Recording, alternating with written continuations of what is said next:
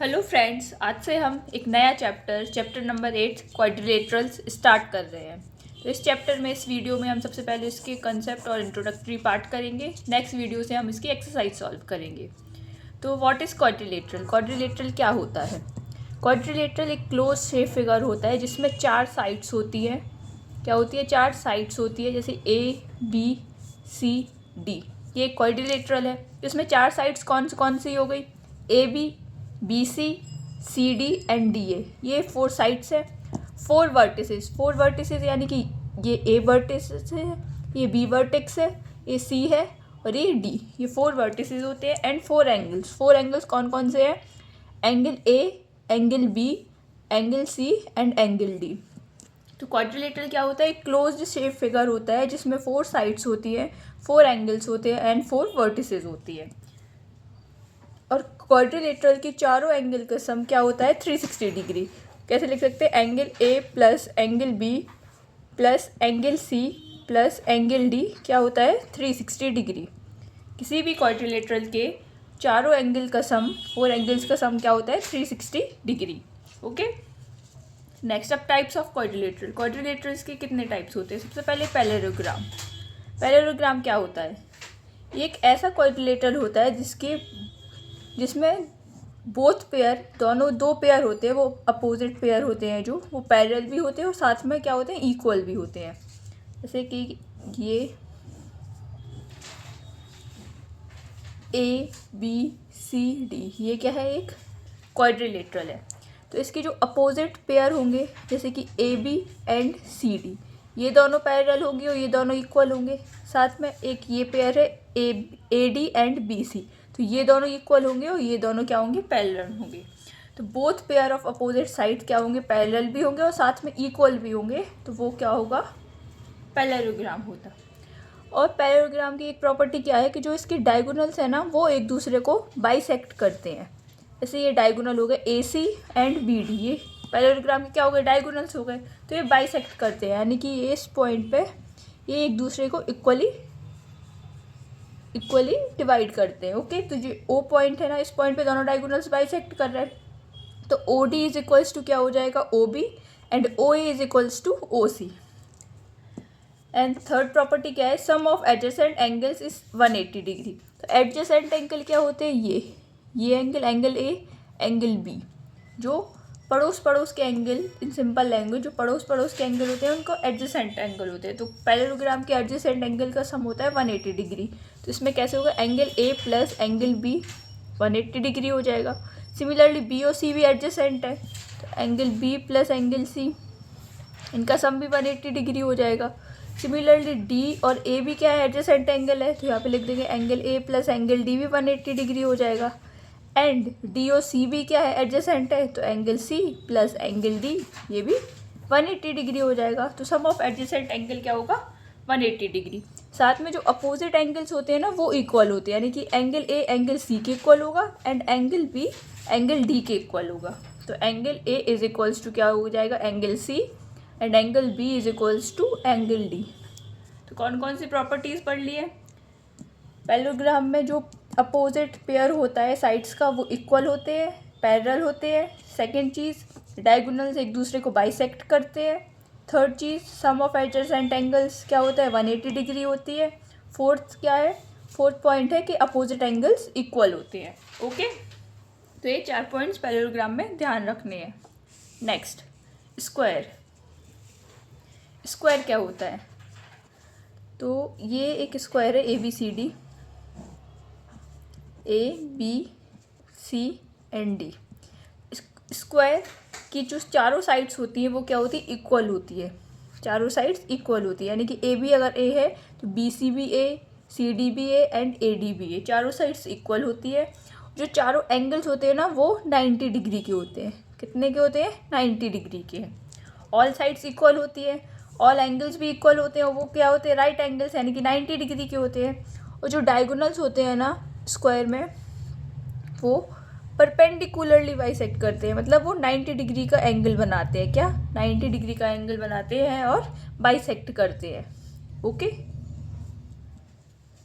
तो diagonals equal होते हैं और डायगोनल्स भी क्या होते हैं, इक्वल होते हैं। पैरेललोग्राम में डायगोनल्स क्या थे, इक्वल नहीं थे, लेकिन स्क्वायर में डायगोनल्स हमेशा इक्वल होते हैं और वो 90 डिग्री का एंगल बनाते हैं, इसलिए इनको बोलते हैं परपेंडिकुलरली बाइसेक्ट। ओके, तो स्क्वायर के कौन कौन से पॉइंट्स हो गए, सबसे पहले चारों साइड्स इक्वल होती है, चारों एंगल्स भी इक्वल होते हैं, वो 90 डिग्री के होते हैं, डायगोनल्स भी इक्वल होते हैं और डायगोनल्स 90 डिग्री पे क्या परपेंडिकुलरली बाइसेक्ट करते हैं। ओके, थर्ड टाइप क्या है, रेक्टेंगल। रेक्टेंगल्स क्या होते हैं, रेक्टेंगल्स जैसे कि ये ए बी सी डी, ये फिगर देखो ए बी सी डी, एक रेक्टेंगल बनाया, तो इसको रेक्टेंगल कैसे कहेंगे, रेक्टेंगल में अपोजिट साइड क्या होती है, इक्वल होती है एंड पैरेलल होती है एक दूसरे के, जैसे ए बी और सी डी ये एक दूसरे के पैरेलल भी है और इक्वल भी है। साथ में ये भी अपोजिट साइड्स हैं, A D and B C, ये भी इक्वल होती है एक दूसरे के और पैरेलल होती है। इसमें ऑल एंगल, जितने भी एंगल्स होते हैं, जैसे angle A, angle B, angle C, angle D, ये चारों इक्वल होते हैं और क्या होते हैं, 90 डिग्री के होते हैं। डायगोनल्स, रेक्टेंगल में डायगोनल्स क्या होते हैं, इक्वल होते हैं और बाइसेक्ट भी करते हैं, लेकिन एक चीज़ याद रखना, स्क्वायर में जो डायगोनल्स थे वो 90 डिग्री पे बाइसेक्ट करते थे, यानी इस दोनों डायगोनल्स के बीच का एंगल 90 डिग्री बनता था, लेकिन रेक्टेंगल में 90 डिग्री पे बाइसेक्ट नहीं करते हैं। तो डायगोनल्स इक्वल होते हैं, स्क्वायर में भी इक्वल होते थे, बाइसेक्ट भी करते थे, बट क्या डिफरेंस हो जाएगा कि स्क्वायर में डायगोनल्स 90 डिग्री पे बाइसेक्ट करते थे और इस रेक्टेंगल में डायगोनल्स 90 डिग्री पे बाइसेक्ट नहीं करते हैं। तो रेक्टेंगल में कौन कौन सी प्रॉपर्टीज़ है, सबसे पहले अपोजिट साइड्स हमेशा इक्वल और पैरेलल होती हैं, डायगोनल्स भी इक्वल होते हैं और बाइसेक्ट करते हैं, चारों एंगल्स जो होते हैं वो इक्वल होते हैं और 90 डिग्री के होते हैं, एंड डायगोनल्स परपेंडिकुलरली बाइसेक्ट नहीं करते हैं, सिर्फ बाइसेक्ट करते हैं, 90 डिग्री का एंगल नहीं बनाते। ओके, तो ये हो गई रेक्टेंगल की प्रॉपर्टीज़। नेक्स्ट है रोम्बस। क्या, रोम्बस, रोम्बस क्या होता है, रोम्बस एक टाइप का क्या है, पैरेललोग्राम है, जिसमें अपोजिट साइड्स क्या होती है, पैरेलल होती है, साथ में इक्वल होती है। पैरेललोग्राम में क्या होता था, अपोजिट साइड्स इक्वल होती थी, इसमें जो चारों साइड्स है ना, वो चारों साइड्स क्या होती है, इक्वल होती है एंड अपोजिट साइड पैरेलल होती है। इसके डायगोनल्स भी परपेंडिकुलरली क्या करते हैं, बाइसेक्ट करते हैं, यानी डायगोनल्स 90 डिग्री का एंगल बनाते हैं एक दूसरे के साथ। एंड इसमें रोम्बस में जो एंगल होते हैं ना, वो कभी भी 90 डिग्री के नहीं होते, जो स्क्वायर होता है उसमें 90 डिग्री के होते थे चारों एंगल्स, इसमें चारों एंगल्स 90 डिग्री के नहीं होते, इसमें सिर्फ जो डायगोनल्स होते हैं ना, वो एक दूसरे को परपेंडिकुलरली बाइसेक्ट करते हैं और साथ में डायगोनल्स इसमें इक्वल नहीं होते हैं। तो क्या हो गया, रोम्बस की कौन कौन सी प्रॉपर्टीज़ होती हैं कि रोम्बस में चारों साइड्स क्या होती है, इक्वल होती है, साथ में चारों इक्वल होती है और अपोजिट साइड्स पैरेलल होती है, डायगोनल्स इक्वल नहीं होते हैं, क्या नहीं होते, इक्वल नहीं होते हैं, बट एक दूसरे के साथ क्या बनाते हैं, 90 डिग्री का एंगल बनाते हैं। ओके, नेक्स्ट है ट्रेपेजियम। ट्रेपेजियम, ट्रेपेजियम ऐसा क्वाड्रिलेटरल है, जैसे ए बी सी डी, ये एक ट्रेपेजियम है, इसमें एक पेयर पैरेलल होता है अपोजिट साइड्स का, जैसे कि A B and C D, ये अपोजिट साइड्स है, तो ये जो पेयर होगा ना, वो एक दूसरे के पैरेलल होगा, क्या होगा, पैरेलल, ये पैरेलल का साइन होता है, एक दूसरे के क्या होंगे, पैरेलल हो गए। और जो दूसरे पेयर होते हैं ना साइड्स के, वो पैरेलल नहीं, वो नॉन पैरेलल साइड्स कहलाती है, वो पैरेलल साइड्स नहीं होती हैं। और जो एंगल सम होता है ना, सम ऑफ एंगल्स और नॉन पैरेलल साइड, जैसे कि ये है, नॉन पैरेलल साइड्स के एंगल का सम हमेशा 180 डिग्री होता है, तो कैसे, angle A plus angle D ये 180 डिग्री होगा, and angle B plus angle C ये भी 180 डिग्री होगा। ठीक है, तो ट्रेपेजियम में कौन कौन सी प्रॉपर्टीज़ होती है, सबसे पहले जो एक पेयर होता है अपोजिट साइड्स का, वो पैरेलल होते हैं और दूसरा पेयर पैरेलल नहीं होता है, और जो एंगल्स होते हैं नॉन पैरेलल साइड्स के, उनका सम क्या होता है, 180 डिग्री होता है। ओके, ये प्रॉपर्टीज़ होती है ट्रेपेजियम की। नेक्स्ट है काइट। काइट, काइट भी एक क्वाड्रिलेटरल है। क्वाड्रिलेटरल क्यों? क्योंकि 4 साइड्स है, 4 वर्टिसेस है एंड 4 एंगल्स बनते हैं। तो A B C and D ये एक काइट है। कैसे? इसमें हर जितने भी हमने क्वाड्रिलेटरल पढ़े थे ज़्यादातर क्या था कि अपोजिट साइड्स इक्वल या पैरेलल ये सब होती है। काइट में हमेशा जो एडजेसेंट साइड्स होती हैं वो एक दूसरे के इक्वल होती है। यानी इसमें ए बी ए डी के इक्वल होगी,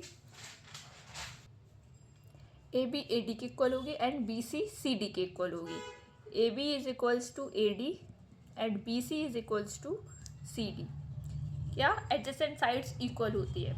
और काइट में हमेशा एक पेयर एंगल का क्या होता है? इक्वल होता है। एक pair of angle opposite angle equal होते हैं, यानी कि angle B is equals to angle D. दूसरा पेयर नहीं होता है, सिर्फ one pair of opposite angles are equal.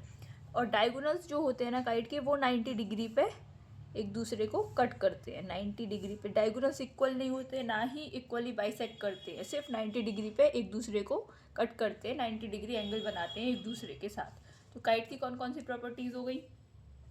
सबसे पहले कि जो एडजेसेंट साइड्स होती है वो इक्वल होती है, one pair of opposite angles भी इक्वल होता है, डायगोनल्स एक दूसरे के परपेंडिकुलर होते हैं, डायगोनल्स इक्वल नहीं होते हैं। ओके, ये हो गई डायगोनल्स की काइट की प्रॉपर्टीज़। ओके, तो वन बाय वन हमने सारे क्वाड्रिलेटरल्स की प्रॉपर्टीज़ पढ़ लिए। इन क्वाड्रिलेटरल्स की प्रॉपर्टीज़ हमें माइंड में ध्यान रखनी है, इसी से हम आगे के क्वेश्चंस को सॉल्व करेंगे। इसी चैप्टर में एक और कॉन्सेप्ट है मिड पॉइंट थ्योरम का, कि मिड पॉइंट थ्योरम क्या होती है। तो स्टेटमेंट क्या है मिड पॉइंट थ्योरम का? The line segment joining the mid points of two sides of a triangle is parallel to the third side and is half of the third side. यानी एक triangle है, उसके दो side के mid point, जैसे कि ये ए बी सी एक ट्राइंगल है, तो मिड पॉइंट ए बी का ई है और ए सी का क्या है? एफ है। तो जब जो मिड पॉइंट को मिलाएंगे और जो लाइन बनेगी वो हमेशा जो थर्ड साइड होगी हमारी उसके पैरेलल होगी और साथ में थर्ड साइड की हाफ होगी, यानी बी सी के हाफ होगी ई एफ। ये होती है मिड पॉइंट थ्योरम। तो इसको हम प्रूव करते हैं कैसे? हमें प्रूव करना है कि ई एफ बी सी के पैरेलल है and B C is equals to half of, ऐसे यहाँ पे लिख देंगे कि B C is parallel to E F and E F is equals to half of B C. ये दो पॉइंट्स हमें क्या करने हैं? प्रूव करने हैं। तो सबसे पहले ए बी सी एक ट्राइंगल है, ए बी सी, इसमें E and F mid points है ए बी एंड ए सी के। ठीक है, हमने इसमें कंस्ट्रक्शन किया। इसको 2-3 टाइप से कर सकते हैं, मैं एक टाइप समझा रही हूँ आपको। इसमें ई एफ लाइन है ना, उसको है ना प्रोड्यूस किया डी पॉइंट तक, कंस्ट्रक्ट की है ये चीज़, जहाँ पे E F is equals to F D है। क्या है? E F is equals to F D. Okay, ये कंस्ट्रक्शन किया है और सी पॉइंट से डी पॉइंट को मिला दिया।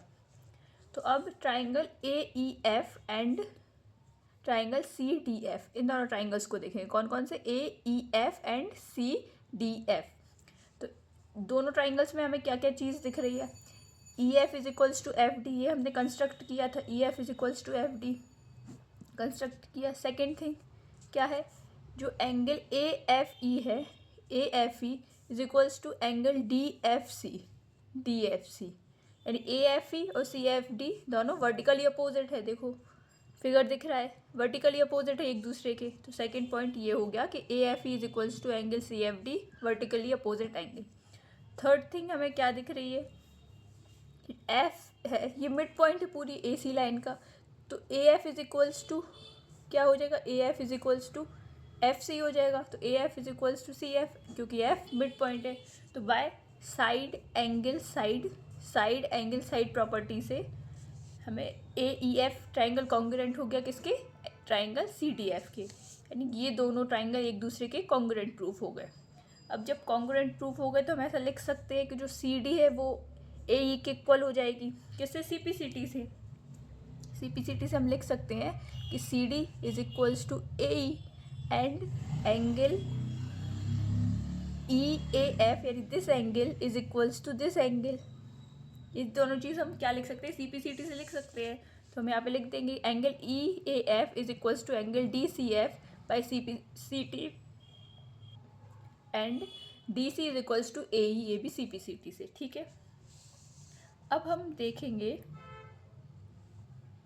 कि ये एंगल इस एंगल के इक्वल है, ये दोनों लाइन्स है। अगर हम इसको फिगर को इधर पे अगर ड्रॉ करें, ये एक लाइन है, ये लाइन है ए ई, ये एक लाइन है और ये लाइन है डी सी, और ए और सी पॉइंट क्या है, this angle is equals to this angle, ये हमने अभी प्रूव किया है।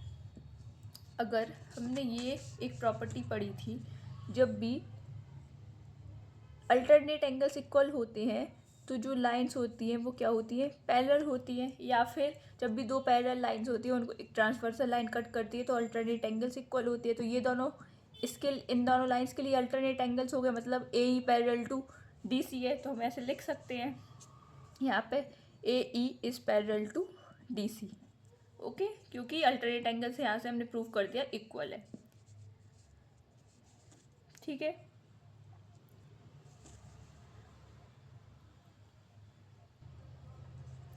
ठीक है। अब ये पूरी लाइन ए ई है और साथ में यहाँ से ई बी है, पूरी लाइन ई बी है ना, तो ई बी है। अभी पता है ये लाइन इस इतनी लाइन के पैरेलल है, और अगर डी सी और सिर्फ ए बी को भी देखेंगे तो ये क्या होगी, पूरी लाइन ये ट्रांसवर्सल होगी दोनों के लिए, और एंगल ये दोनों इक्वल है। तो जब अल्टरनेट एंगल होंगे तो ये पूरी लाइन भी एक दूसरे के क्या होगी, पैरेलल होगी। तो हम ये भी लिख सकते हैं A B is parallel to D C, A B parallel to D C, ये पॉइंट भी हम लिख सकते हैं A B is parallel to D C. ठीक है, अब यहाँ से हमें दिख रहा है कि डी सी ए की सी पी सी टी से हो गया, और हमें पता है ए ई बी के इक्वल है, क्योंकि ई मिड पॉइंट था, ई क्या है, मिड पॉइंट है, यानी A E point E B के इक्वल है and A E D C के इक्वल है, ये हमने अभी प्रूफ किया है। तो इन दोनों पॉइंट से हम क्या लिख सकते हैं, ई बी है वो किसके इक्वल हो जाएगा, डी सी के, एंड साथ में ये भी लिख सकते हैं कि E B is parallel to D C, E B is parallel to D C, क्योंकि ये पूरी लाइन इसके पैरेलल है, ये भी इसके पैरेलल है, तो ये लाइन भी इसके क्या होगी, पैरेलल होगी, क्योंकि A B and D C alternate interior angles एक दूसरे के पैरेलल है, इसलिए A B E B is parallel to D सी।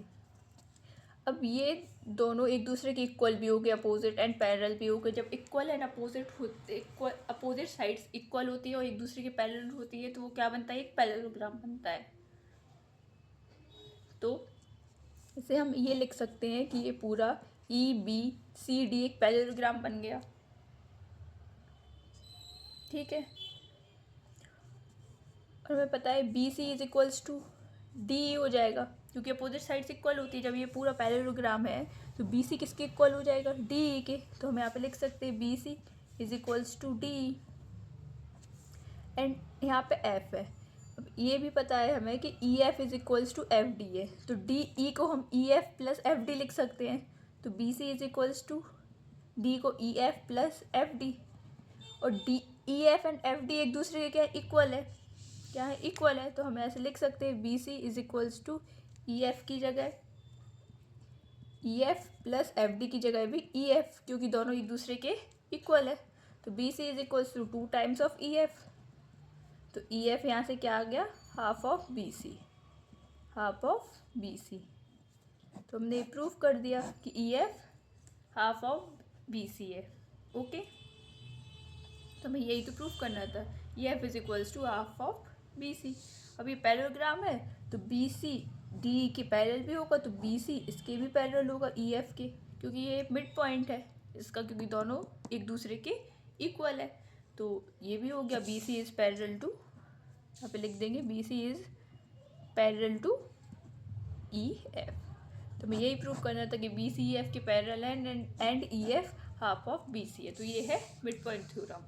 कभी भी किसी भी ट्राइंगल के दो साइड की जो मिड पॉइंट है एक दूसरे से जब मिलाते हैं तो जो लाइन होती है वो थर्ड साइड के पैरेलल होती है, और उसके क्या होते हैं, थर्ड साइड के हाफ होती है। इसका कन्वर्स भी ट्रू होता है कि अगर कोई लाइन है, किसी भी साइड के एक पॉइंट मिड पॉइंट से कोई लाइन ड्रॉ करते हैं थर्ड साइड के पैरेलल, तो वो दूसरी साइड को हमेशा कट करती है, कहाँ पे, उसी के मिड पॉइंट पे। तो इसका कन्वर्स भी ट्रू होता है। तो ये मिड पॉइंट थ्योरम हो गई। तो इसी के साथ हमारा इंट्रोडक्टरी पार्ट ख़त्म होता है, क्योंकि इसमें सिर्फ इतने ही पॉइंट्स थे समझने के लिए। बाकी हम नेक्स्ट वीडियो से हम एक्सरसाइज को सॉल्व करेंगे। तब तक के लिए बाय।